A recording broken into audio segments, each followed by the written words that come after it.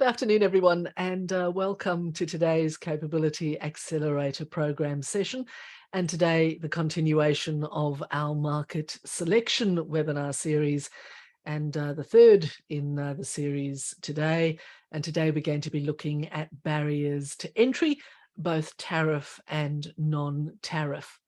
I'm Collins Rex. I'm the Victoria lead for the Export Hub, and I begin today by acknowledging the traditional custodians of the lands on which we meet. And for me, that's the land of the Wurundjeri people of the Kulin Nation. And I pay my respects to elders past, present, and emerging. And I also extend that respect to any Aboriginal and Torres Straits Islanders peoples who may be joining us online today. So as I mentioned, I'm the lead for the Victoria Mets Export Hub, and welcome to all the Hub members and others joining us online today. I'll be your moderator for today's session, and a little bit later on, we'll also be joined by our two Mets experts who are also our Mets Export Hub mentors, Bob Calvert and Mark Green, and I'll introduce you properly to them when we get to our Q&A session. Just a reminder that if you do have any questions about today's session, feel free to type those in the Q&A box and type them as we go through. We'll keep them for the question and answer session, but if you think of something, type it in the box so that you don't forget to ask it when your time comes. So starting off with what we're going to be covering off today, we're going to be looking at duties and tariffs, the difference between those, and then some of the more general market entry barriers that don't relate necessarily to tariffs and duties. We'll be looking at non-tariff barriers and what to do if you encounter some of those. And then the very important component of today's webinar, as all of these sessions, is the opportunity to ask and to hear from our Mets experts. So starting off with duties and tariffs, they're terms that we hear all the time and we very often use them interchangeably. They're very similar, but there are some subtle differences between them. So a duty is a type of indirect tax which is imposed on the consumer by the government of the country that you are sending goods into. Tariffs are direct taxes that are imposed by the governments on goods that are imported from different countries. And very much like any other taxes, these are levied, these have to be paid, and these obviously fundamentally affect the price that you are going to be charging for your good, and also what the end customer pays for that good. And we'll be talking more about that a little bit later. Now, when it comes to why these taxes are levied, of course, they levy to raise funds, and other duties very often include things like import duties, excise duties, and there could also be various others like death duties and stamp duties. Stamp duties could affect you, probably not so much the death duties. And then tariffs, of course, a general list of prices as well. All of these things hinge around the tariff classification of the goods that you export from Australia and that another country imports. So the tariff applied to a particular good is calculated according to the classification of that good. And every single good in the world that is traded across border does have a classification. The classification of goods is generally done according to the harmonized system, or the HS system, which is a multi-purpose international product nomenclature that was developed by the World Customs Organization. And it was done to make it easier for everybody to understand a basic set of what constitutes a particular good. So the HS system comprises more than 5,000 commodity groups, and each is identified by a 6-digit code. These codes are arranged logically, it's a legal construct, and it's also supported by the rules that will then determine how that good is treated when it passes across a border. And it's not just in terms of the tariff that might be applied to that particular good, but also some of the other rules and regulations that apply to that good, including things like quotas, which of course can also be very important when you are exporting. Now, 5,000 or so commodity groups. The most basic level, 2-digit code, comprises 97 main areas, starting with code 01, which is live animals, and moving all the way through to code 97, which is works of art and antiquities. And if you want to know what your HS code is, if you haven't quite figured that out for your particular good, the address that you see on the screen will take you to the ABF, which is where you can type in what your good is and you should be able to find your code. Now, there is a role for free trade agreements to be played when it comes to barriers to entry. Important to note that free trade agreements are treaties between 2 or more countries. They are not in any shape, size, or form contracts between individual companies. So the fact that there's an FTA doesn't negate your need for a contract of sale, for example. Australia currently has 15 FTAs with 26 countries, and there are any number of ones currently in negotiation, both bilateral and also multilateral and plurilateral and regional FTAs. Now, FTAs are important to understand if you want to claim preferential duties and tariffs, but they go way beyond that. They can also make it possible to do business in a particular country where your good was not able to be traded in that country before the FTA, or indeed access from a services perspective. So, for example, the Australia-China FTA, the CHAFTA FTA, makes it much simpler for Australian companies to provide services in China across a number of different areas. And those services were not available to exporters in the past. If you want to know which FTAs we have and what the basic rules are that govern them and the benefits that accrue to them, you can go to the DFAT website and you can see the address on your screen. Now, looking at market entry barriers and exactly what they are and how they work. So essentially, barriers to entry are obstacles or hindrances that make it difficult for new companies to enter a new market. And these cover a raft of different areas, including technology challenges, government regulations, which of course are very important ones, and that includes tariffs and duties. There could be things like startup costs that just make it impossible for you to enter, education licensing requirements, etc. So American economist Joe Bain defines a market entry barrier as an advantage of established sellers in an industry over potential entrant sellers. And that really does sum it up. People already in the market start off with a head start, effectively, compared to anybody that is coming in from outside. A primary barrier to entry is the cost that constitutes an economic barrier to entry on its own, and an ancillary barrier refers to cost that doesn't include a barrier to entry by itself, but does reinforce other barriers if they're present. And there are 2 main types, natural and artificial.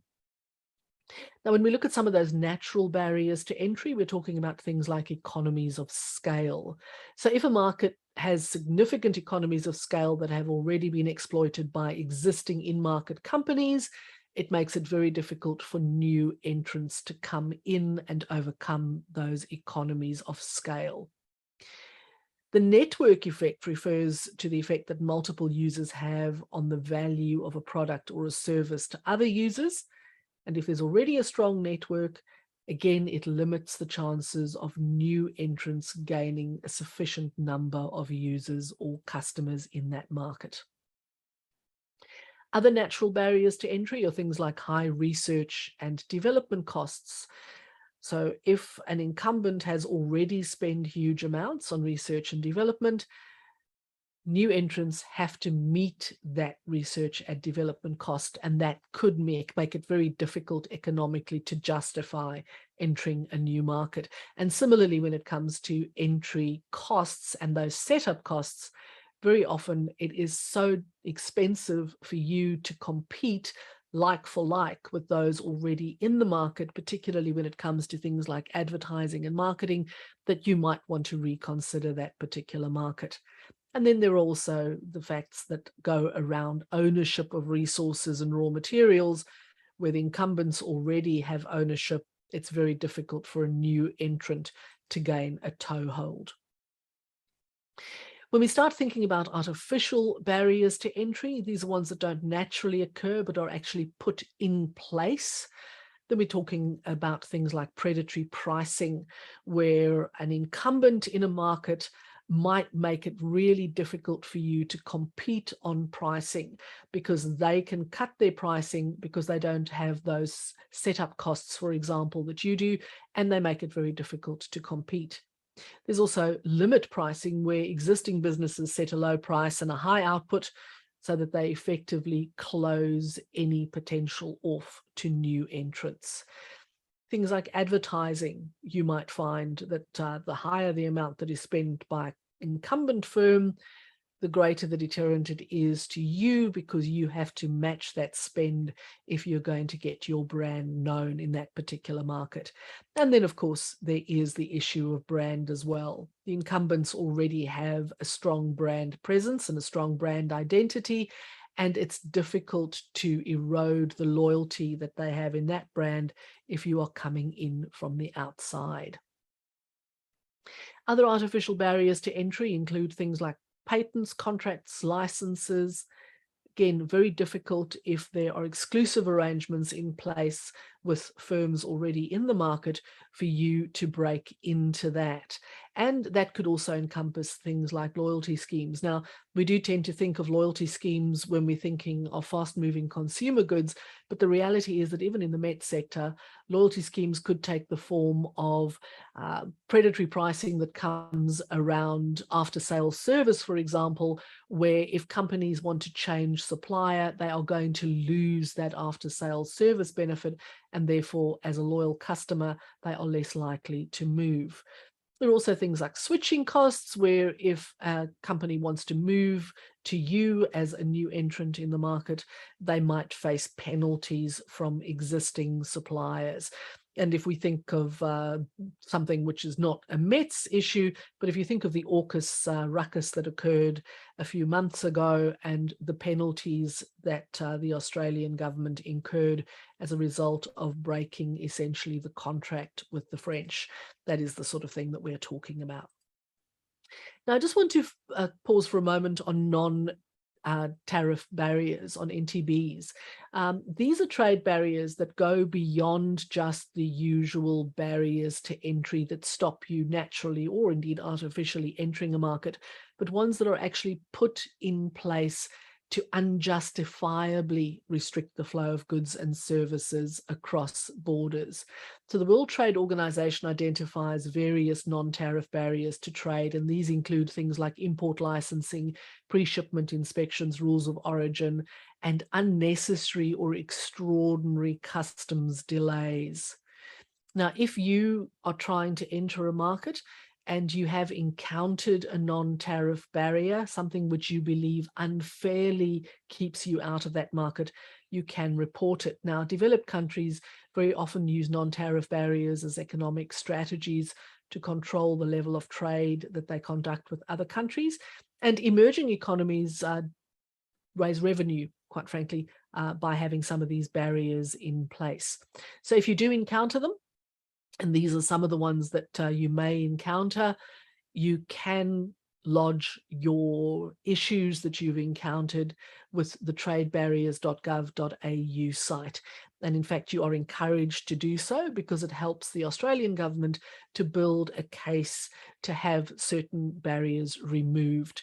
And again, there are some specific resources for you to access. So if you're in manufacturing and resources, which most of you are, there's an address that you can go to lodge those issues that you've encountered.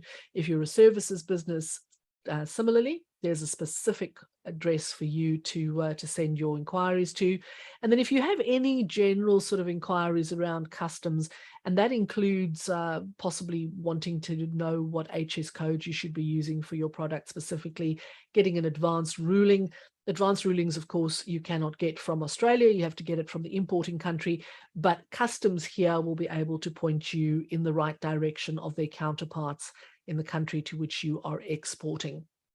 And I also encourage you to consider becoming an Australian trusted trader. It does help you to cut through a lot of that red tape that you will be encountering if you are going to be exporting on a regular basis.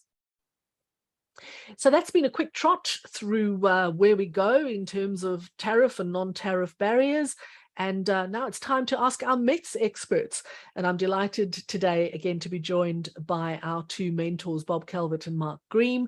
And starting with Bob, Bob has close to 50 years experience in professional management, where he's specialized in sales and marketing and global and national distribution with both Australian and international companies, holds various advisory board positions, and he is also an unequivocal expert in the MET sector, and that expertise gained over many years of hard slog in the industry. So welcome, Bob. Thank you very much, Collins. Hard slog, yeah, that pretty well sums it up. It was a good fun time. Hard slog and lots of fun. And that brings us to our next expert, who's Mark Green. Mark is an engineering and marketing professional who has over 30 years industry experience in mining, agriculture, medical and manufacturing sectors. And he's a hands-on product development expert with numerous globally accepted products in the market.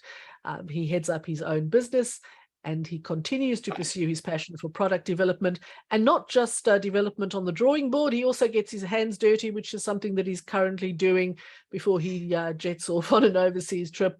Multiple businesses he's helped to increase their product portfolios and enter new markets. Welcome, Mark, and thanks for joining us. Thanks, Collins. Great to be here. Indeed. Well, let's plunge right into it, shall we? And I'm going to start with you, Mark. From your experience and considering the many markets that you've entered and the many products that you've introduced into those markets, what are the most common barriers to entry that you've experienced over the years? And maybe you can also share with us how you've managed to overcome some of those barriers. I guess the most common one is the duties and the tariffs. So the taxes that they place on importation of the goods into the country that you're going to. Brazil is probably one of the most expensive that I've dealt with, making the product that we would normally sell here for a quite reasonable price, and we're quite affordable. It's 4 times the price by the time it lands in Brazil to the customer.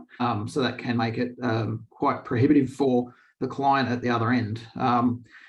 With Brazil, we did a couple of things. So we did some local manufacturing. So the dumb steel parts that didn't really carry any great intellectual property, we would manufacture locally. And then we would pair them up with the smart parts that we would import from here. So it brought the shipping cost down considerably, and we also got some tax relief on the import duties because the smart parts were not already available in Brazil. So there are some ways around it, and you did allude to the HS codes in your presentation. How you specify your goods and which HS code you use greatly affects the taxes and duties that are applied at the other end. With Brazil, there is some tax relief for mining equipment. So if you are an equipment manufacturer, you make sure that you specify the HS code correctly, and you will get some relief at the other end. And I think on the subject of HS codes as well, particularly if you're a relatively new exporter and you really don't know your way around this world, get yourself some professional advice. So, get your customs broker. Your freight forwarder might be able to help as well, but you have specialists in customs broking that will be able to tell you there are 2 HS codes. They're very similar, but this one is going to be preferential for these reasons, so use this one. So definitely make sure that you're using the right one and get the right advice to do that. Coming to you, Bob, what have you encountered? Sorry, Collins, one more point on that. Go. In Brazil, they're not known as HS codes, they're known as NCM codes, and they are slightly different. So you really need to have someone at the other end that can help you. If you have a HS code, there's 6 of those numbers are the same, but you need the 4 numbers that relate to Brazil. So you kind of need someone at the other end that can help you. So pick a good freight forwarder.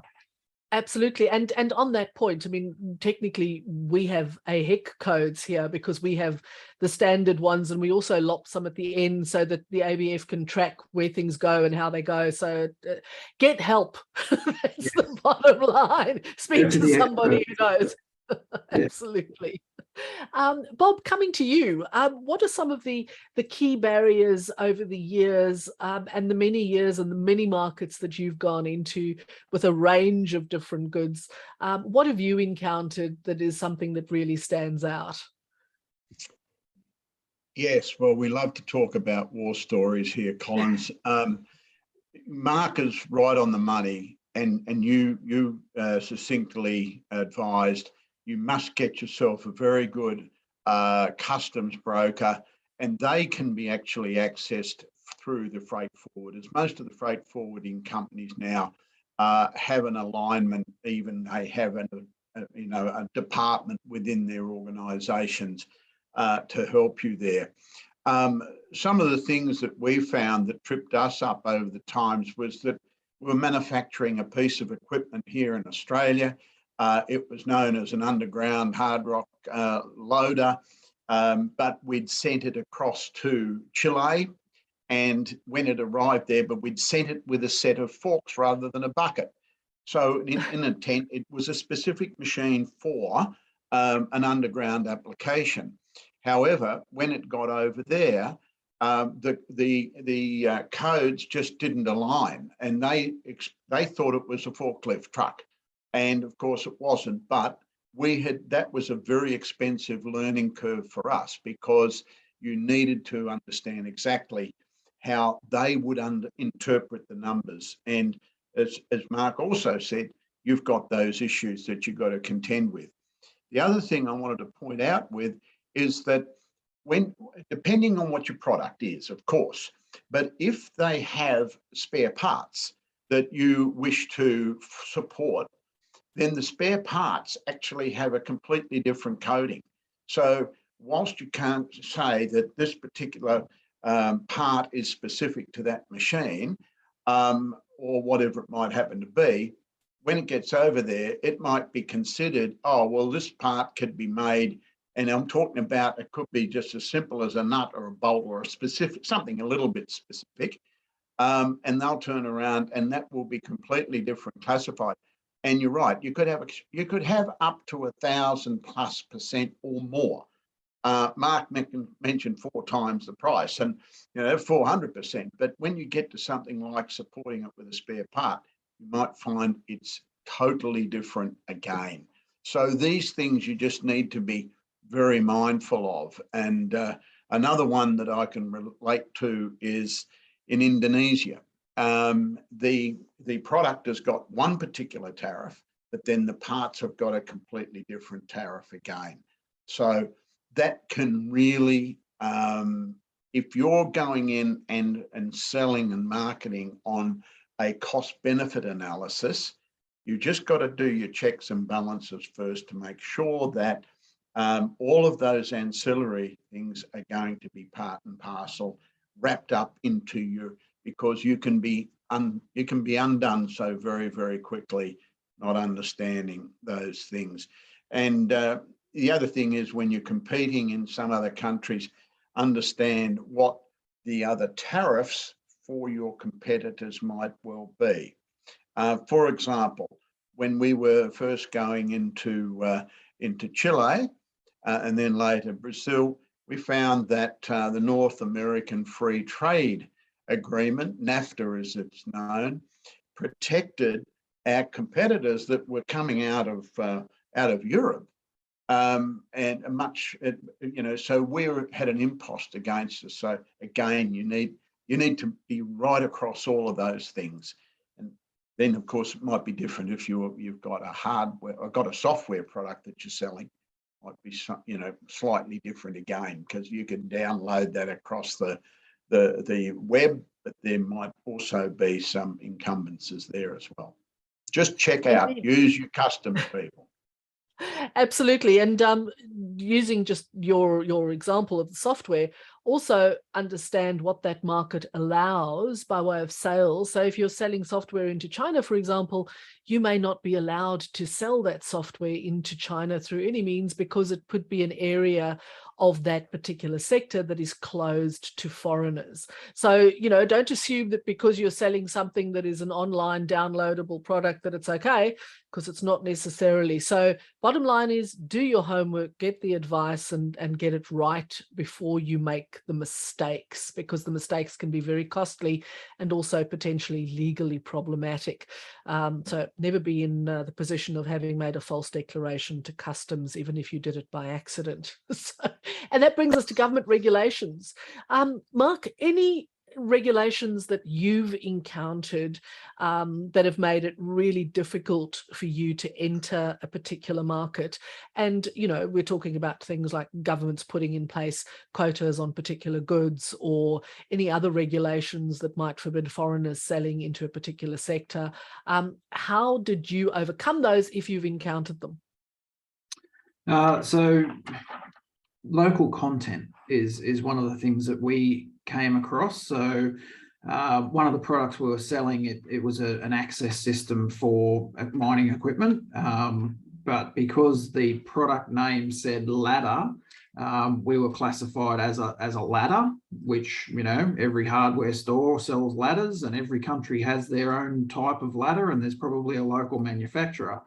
Our product was patented and different, and it had a lot of other bits going to it, but because it was classified as a ladder, we were faced with some quite high tariffs. So to overcome that, we did local assembly so that we could get the local content percentage that was required to overcome those extreme tariffs. So there are ways around it. You've just got to investigate and talk to your local people, so that you can find out exactly what the issue is. In that particular case, it was in Chile. We managed to just do the assembly of the product, send it as a flat pack, and assemble it there to get around that. And I think that is also an issue that you've raised that is really important. If you've got proper support on the ground in the market that you're entering, that support should be able to advise you on the curveballs that you couldn't possibly have anticipated any other way. So make sure you've got the right people in country that can assist you as well. Bob, what have you encountered over time, be it in one market or maybe through transshipping across various markets, where government regulation has just been an absolute pain, but you've managed to get around it, doing the legal thing, but coming up maybe with some creative ways of getting around some of the issues?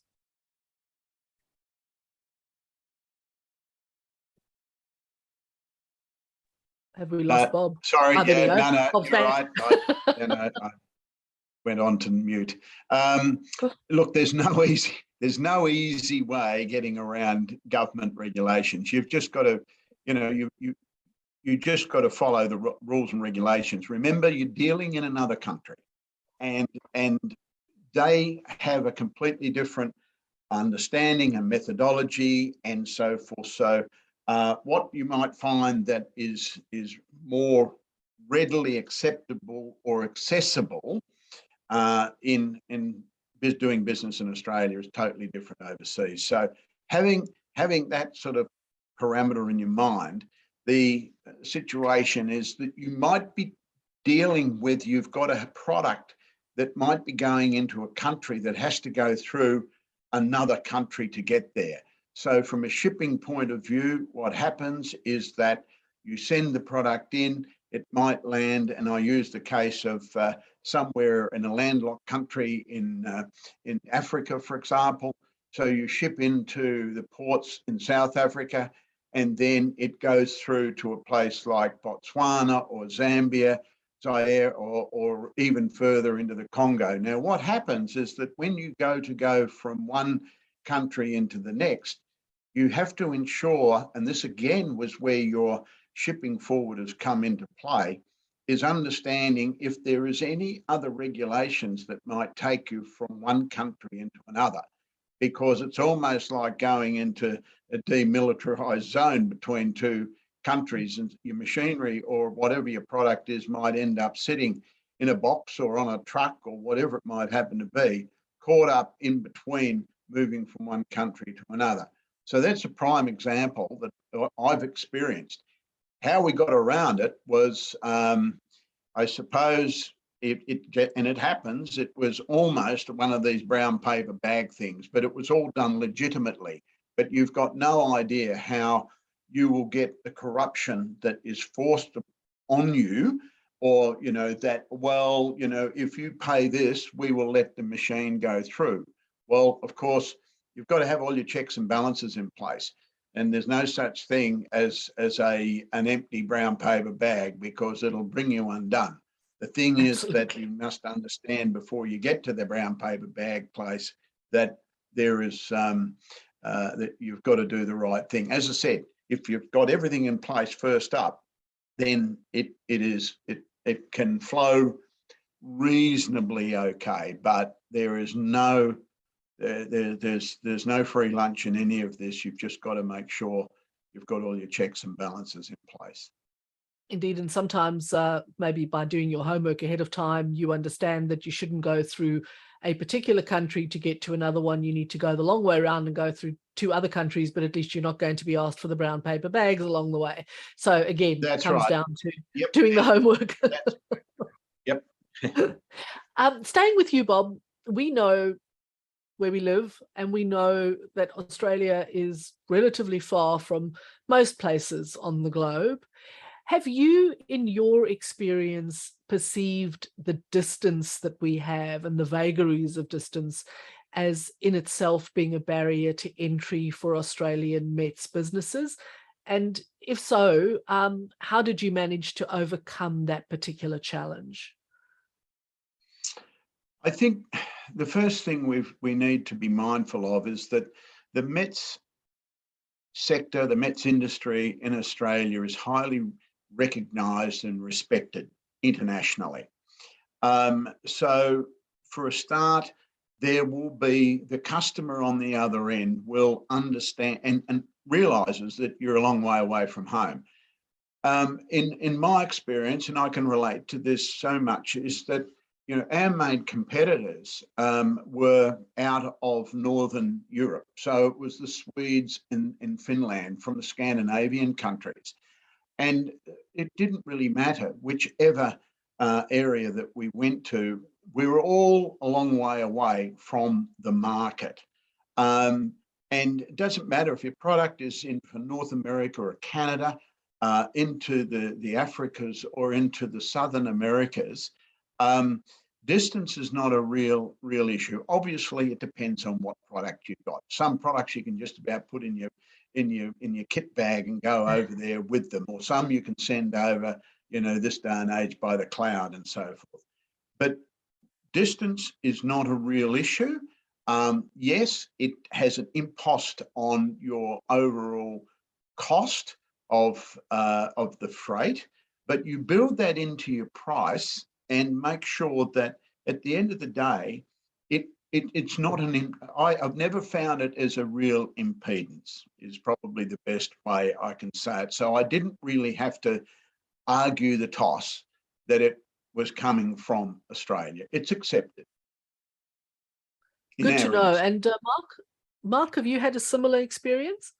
Yeah, absolutely. And I've found that with South America in particular, Chile, they're quick on the uptake of new technology, and they're constantly looking to Australia for new technology, new safety devices. So there's pull from the other end. They want the goods. So we tend to work on an Ex Works price model, and then the freight quotes are put back onto the client, so they know up front that they've got freight, they've got duties, they've got things that they've got to do to get it there. But I've never really found it to be a major issue.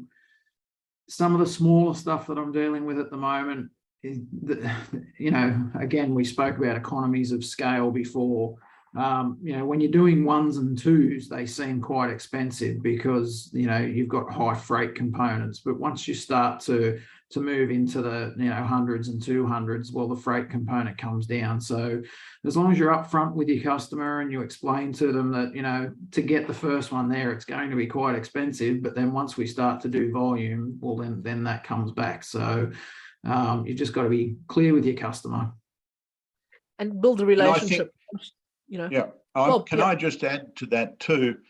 It's something to keep in the back of your mind that as you develop the market and you find that you get quantities of scale, as what Mark talked about, that is when you can then consider morphing into maybe in-country manufacturing of part of or all of. And that can actually happen depending, again, what mousetrap that you are you're manufacturing. It could well be that in the future that can happen. So keep your mind open to that possibility in the longer term. Be open. And Bob, you've just mentioned the possibility of manufacturing in market, if that helps you overcome some of those price barriers, etc. Of course, if you manufacture in market, you have to hand over some intellectual property in order for that to occur, and that brings us to the issue of intellectual property. Is intellectual property in itself a barrier to entry? And how do you protect your intellectual property? Do you, in fact, protect your intellectual property?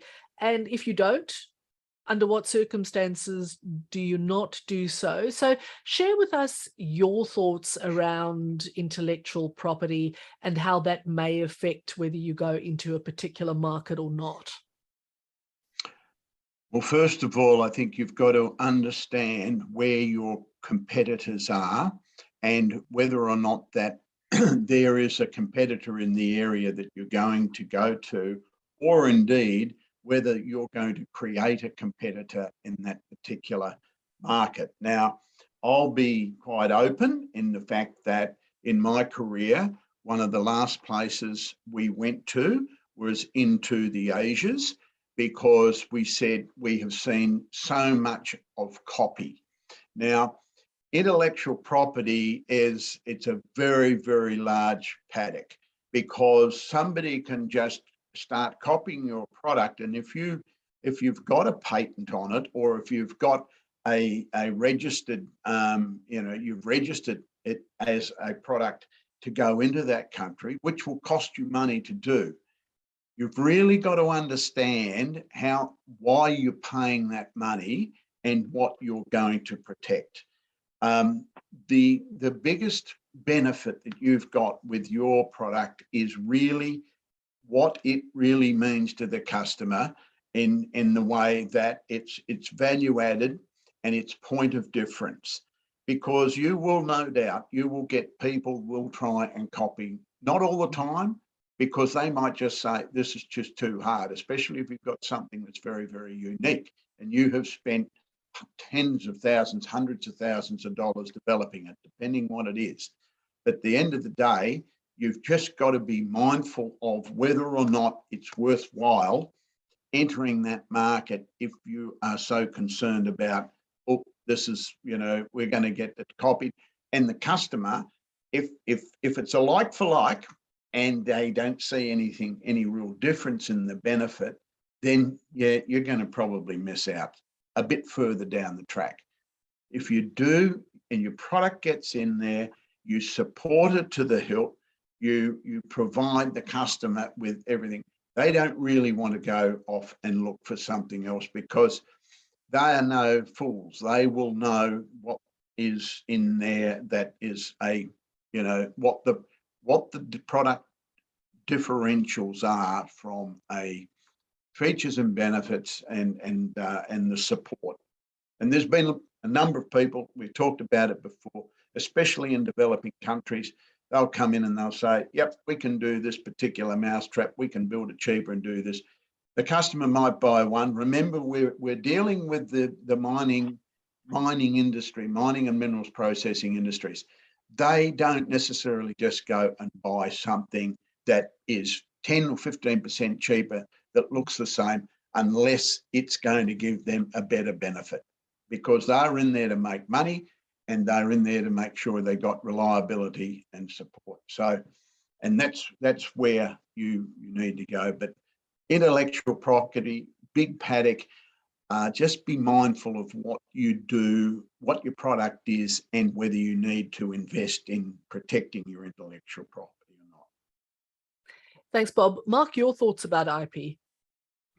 Yeah, I agree with everything Bob said. I think, do the research on the people that you're partnering with in country. Go and spend some time with them and understand their capabilities. Also understand the capabilities of the country that you're looking to export to. When we sit down and look at where we patent products, there's so many countries that we just scratch off straight away because they don't have the manufacturing there, they don't have the capability to make the product there.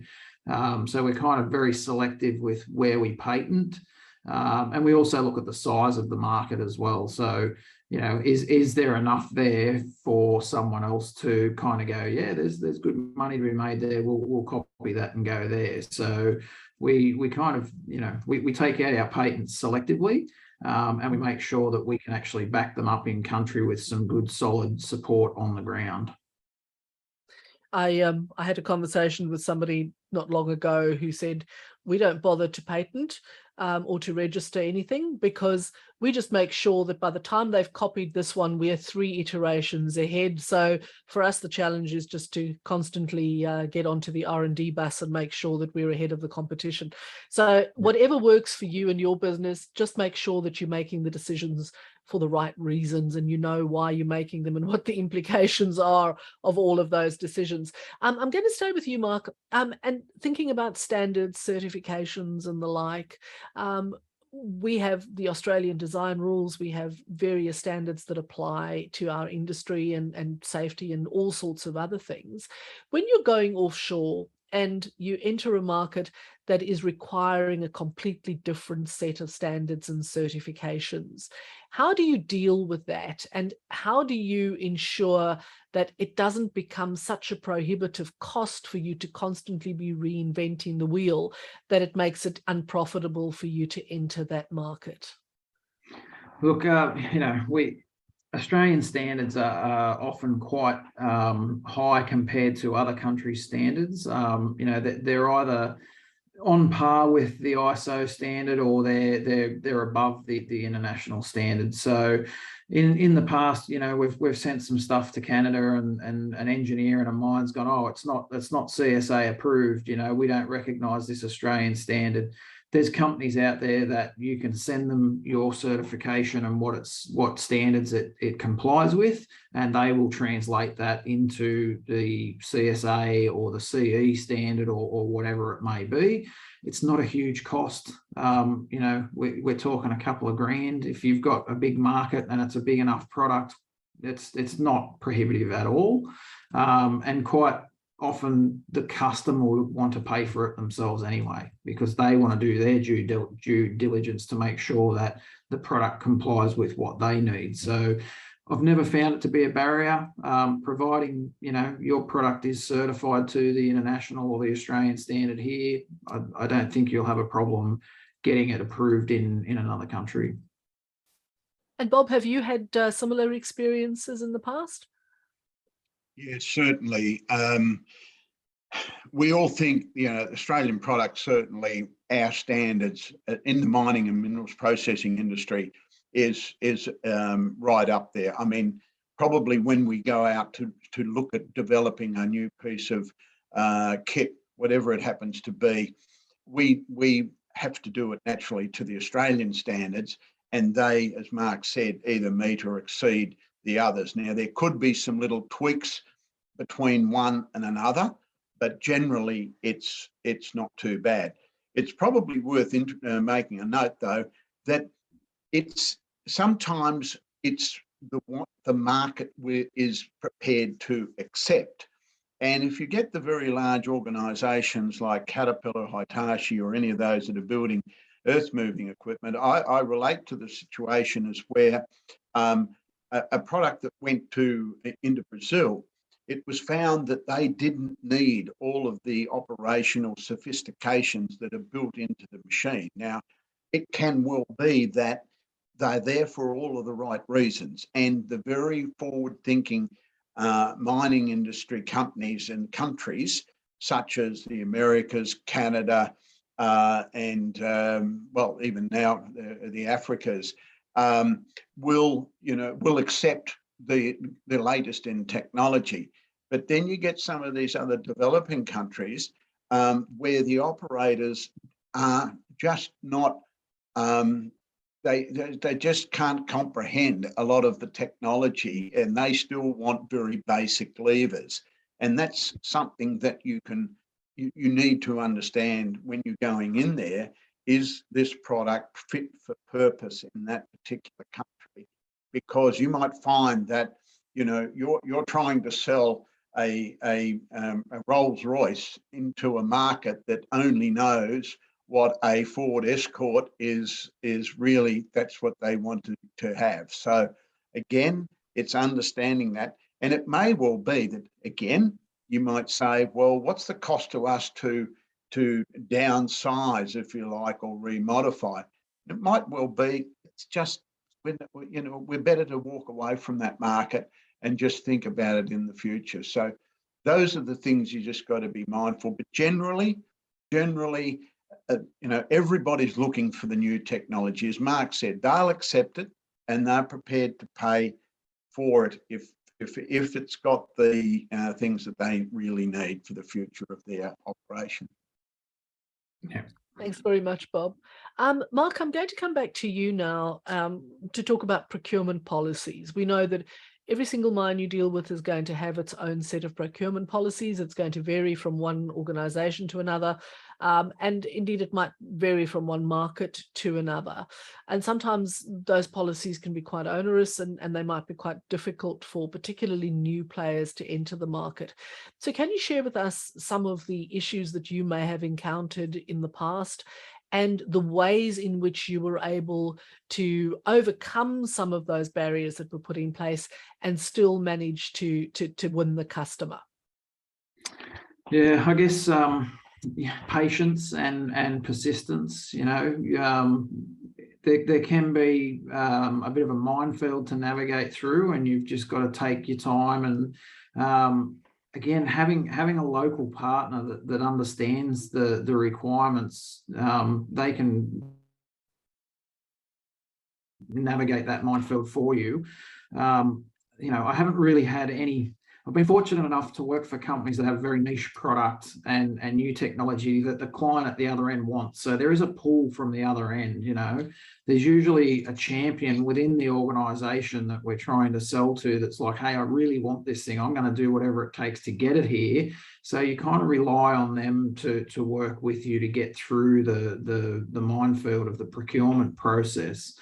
A lot of the time, if they have centralized purchasing, like I know dealing with Codelco in Chile, they have centralized purchasing. So they want 3 quotes, and there's someone in an office that's I've got to have 3 quotes, but this is a niche product. There is no competition for this product. No one else is going to be able to quote this product. So they have, single source procurement channels as well. So you've really got to talk to the customer. Make sure you find a champion within the organisation that can pull from the other end.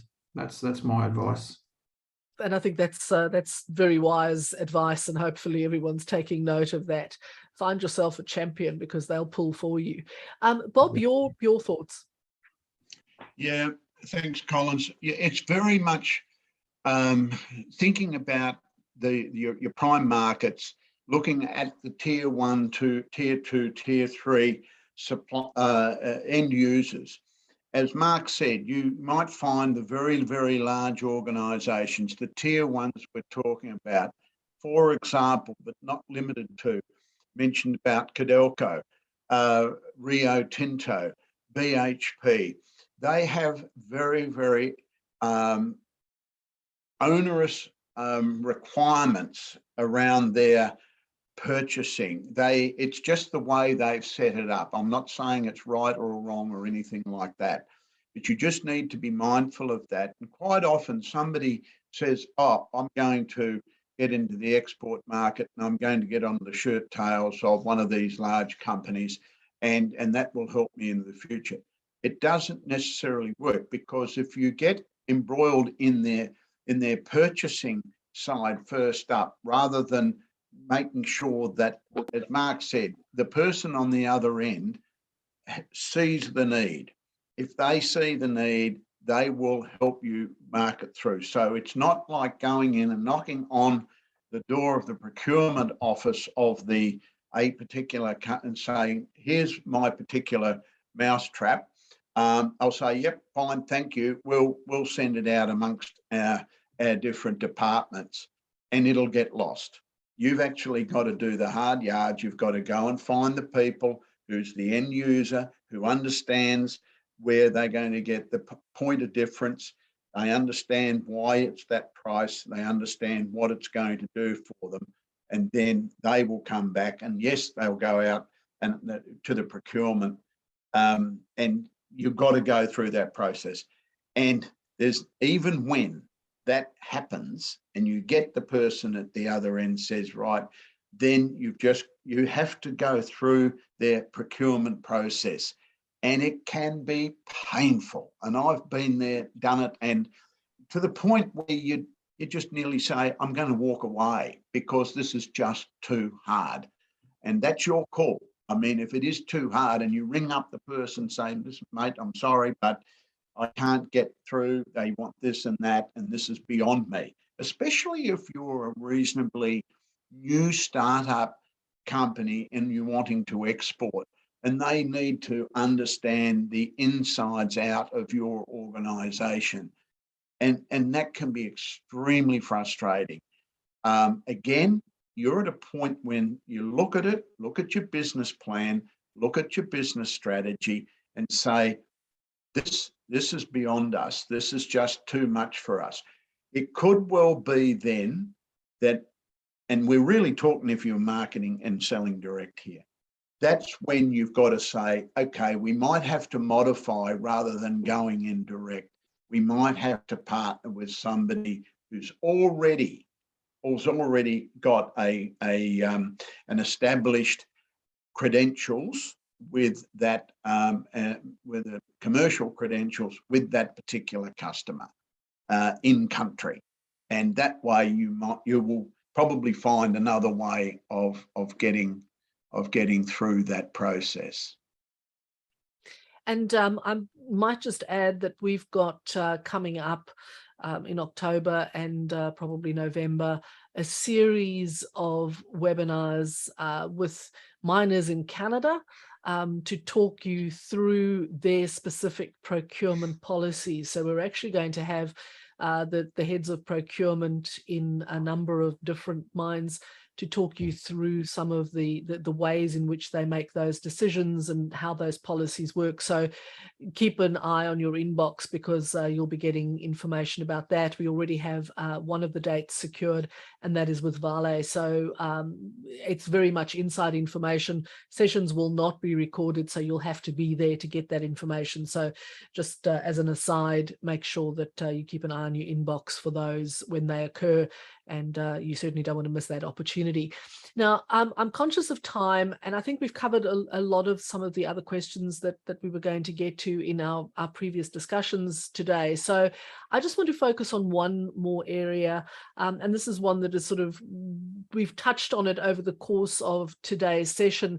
But Mark, let's talk about distribution channels, because if you don't have the right partners in market, it can, of course, be very difficult for you to make the headway that really you should be able to make. So how do you, and bearing in mind that our next session is all about market entry models, but how do you identify the best channels into a particular market for your business and your product or your services? I've always sort of gone on a trade mission with Austmine or Austrade, and sort of gone and listened to the experts in market to sort of work out how business is done in that market. And some countries, they really want to deal with locals. They don't want to deal with someone from Australia. That's when, I guess, the only barrier to the tyranny of distance is that they want someone that's going to be there and they can rely on at short notice to come and have a meeting, or, you know, pick up the phone and say good day, sort of thing. Go there, have a look, listen to how business is done, understand the local laws, understand the culture and the business culture there, and then work out whether it's a direct sale, if you need a distributor or a dealer in the market, or if an agent would work, or as I have done in the past, a hybrid model where, you know, the big ticket item or the capital expense item is dealt with direct, but you have a dealer that looks after parts and service. So it really depends on the market, and I can't say one size fits all. You know, we've also had, you know, a local neighbour. So you're dealing with a distributor in another country that's close to that country because it's just easier for them to get there or get the product there, or you know, there's some sort of restrictions on trade with us here. But I can't really say that one size fits all. You've got to do your research and get there and understand how to do business in that market. The one thing that we hear again and again is that there is no easy way to do any of this. You've got to put the hard yards in, and you actually have to do your homework. So the suppliers here too. Bob, your thoughts about identifying the right distribution channels into a market, whether it's selling directly, partnering with somebody. What have you found in the past has really worked in terms of you finding per market what the right solution is? Well, I suppose the first thing is, if you don't speak the language, you've got no alternative but to go into another country. You've got to go and find a partner in that country.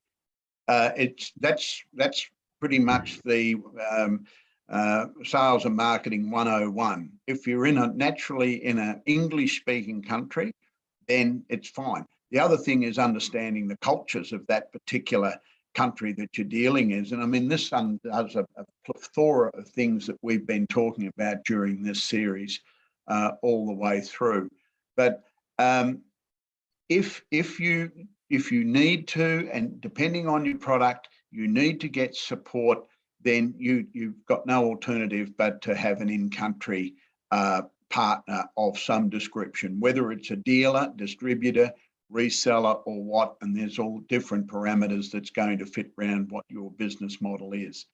That's pretty much, to me, the simplistic overall way of looking at it. If you're selling direct and it's in an international country that speaks English, that's a good start. But I would suggest that there's a lot, especially in mining and minerals processing areas, there's a lot of places you can go to that you just need to understand the cultures, and you need to work with somebody that understands and works with those on a day-by-day basis. Absolutely. And just a reminder that you can type your questions in the Q&A box. And while you're thinking about any questions that you might want to put to Bob and Mark, Mark, any final words of wisdom from you for today? I guess knowing who you're actually dealing with at the other end, and knowing their depth of knowledge of what you're actually trying to sell them. I've little war story here. We were trying to sell a product through the procurement arm of a large miner, and the people that we were dealing with had no idea what we were talking about. Like they had never even seen a Cat 797, so they had no idea what we were talking about. And we're giving them return on investment figures, and this is how long it takes to actually do that process, and they're like, we don't know what you're talking about. So, what is this? Is it pitch to the audience, understand the audience that you're dealing with, and again, find that champion within the organisation that can pull from the other end. They're the ones that will eventually get the boxes ticked for you. Wise words indeed. Bob, final quick words from you. Yeah, and I think that's certainly worth just picking up a little bit. quite often you might, scan and you've got all of these requests for quotations coming in, and you look at it and say, yeah, I think my product could fit in there. And then you go for a whole lot of work and you put your pricing and your submission in and so forth, and it goes into the great big melting pot, and it's the front door and you can't get any further. That's not the way. My simple words are, that is not the way that you establish your product in the mining and equipment technology services sector. You have to go and establish the need, right? And then work with them to find out those people that the end users are what they are going to benefit from. And they then will take it forward. I think the other thing worthwhile remembering is that there are a lot of people from the mining and mineral sector in Australia go overseas to expand their knowledge and their experience. And they themselves can be then your best, they can be your best advocates if they are in a particular part of that mine or that mineral processing area, and they say, look, we think you should have a look at this particular product. It's out of Australia. I've seen it work. It's absolutely fantastic. It really is. It will fix the problem that you have here. And then they can be your best salespeople, in actual fact. It's a matter of keeping up the networking. And that's where the likes of Austmine and so forth are fantastic, because a lot of those people get uncovered when you go on trade missions, and they'll say, oh yeah, we know all about, that's a great product. And then the ears prick up. So you've just got to use your networking and build on it. Ask other people, in like-minded people that are in the same business in Austmine. How do you go about this? Use all of those tools to find out how you can attract new business opportunity. Brilliant. And hopefully everyone has taken careful note of those words of wisdom, because they really are really important things to note. And you mentioned networking, which of course brings us to what's coming up next. So I'm delighted now to introduce my colleague Grant Philpotts, who's the membership manager for Austmine in Victoria and Tasmania, to tell you a little bit more about what's coming up, both in the hub and some of the other activities that we have coming up. All yours, Grant. Thank you, Collins. What a fantastic session this one's been as well. I've certainly got a lot out of it again. I think the hearing about the codes is always something. I know Collins and I have had a couple of calls about those previously, and I've scratched my head and gone, I think, Collins, you're the best place to take that on. So that's always been an interesting one. But I know tariffs, goodness me, everything is just a lot different when you start going international travel. So for our Victoria Meds Export Hub, we've got a capability accelerator program on market selection and then marketing masterclasses coming up. You can register for those through our Austmine website. Just go to the austmine.com.au, click on events, then scroll down till you see them there. You have to register for each event separately in order to make them all go into your calendar, and also to register. You can't register once and then expect it all to happen for you. There's something else you need to do. We're also kicking off our regional cyber roadshow. We call it the RCR here, Collins and I, because we love a catchy title. That's what we call it there. So we're kicking off. That's down in sunny Morwell, that one there at the Morwell Innovation Centre. So that's where we'll be. That's actually a breakfast event. So that kicks off at 7:30. We'll go through till about 9:30 there. So there's some networking there. And then we go on from there. Again, check the Austmine website. That's where all the data is, information. So there's a week, Morwell, Geelong, Bendigo and Ballarat we're doing at this stage. So yes, we're trekking around the country on the RCR, as we like to call it. So, and then on the 12th of October, we've got our CEO luncheon, Beaconsfield Miner Reflections, which sounds like a very, very good event too, where the mining manager of Beaconsfield Mine is going to talk about the rescue, everything else involved in that. So that's going to be very, very good. So you can register for that as well through our Austmine website. And IMARC, of course, is coming up the 2nd and 4th of November. I've just got my confirmation of my room, so that's good news. So at least I know I've got a place to put my head down for what usually is 2 hours sleep, if at all, any sleep, or at least a change of clothes and a shower. That's the way these things generally work. So we'll look forward to seeing you up there. You can register too at Beacon's events. And then, of course, Austmine 23, our conference that's going to happen in sunny Adelaide this year. Next year. Goodness me, it's 2023, isn't it? And it's now September. So that's happening there. I'm sure that'll also be another excellent event. So have a look on our website, austmineconference.com.au, or you can probably get there through our austmine.com.au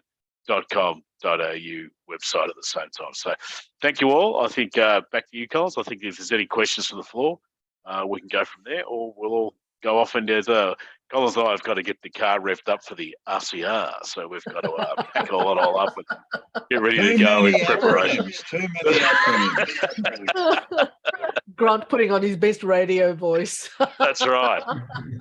And on the subject of the RCR, I just want to mention to those of you who've kind of looked at that and thought, oh, I'm not a tech head, so I'm not a software engineer. Cybersecurity is beyond me.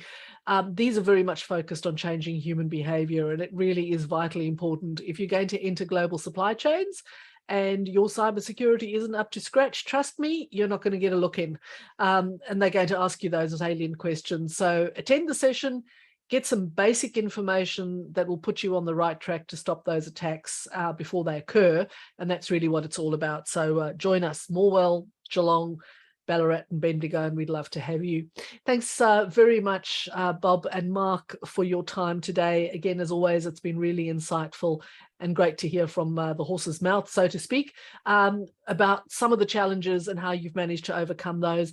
And we look forward to the pleasure of your company again in 2 weeks' time when we have the final one of these sessions, and we look in some detail at market entry models. And of course, next week, our marketing masterclass, and it's the third in that series, looking at building a brand. So very important stuff as well. And for those of you that have attended, clearly there was so much information that you haven't been able to think of any questions. You're more than welcome to drop us a line after today's session if you have any questions. And remember, if you're a member of the Victoria Mets Hub, you do have access to Bob and Mark on a one-on-one mentoring basis. You need to send us an email and we can hook you up. Thanks, everyone. Have a wonderful day, and thanks for joining us. And we look forward to seeing you online again in the near future. So for everybody today online, have a good one. Go off, do some great business. Thanks, Bob. Thanks, Mark. Thanks, Grant. And goodbye. Thank you. Cheerio. Thanks. Bye. Bye-bye. Very well.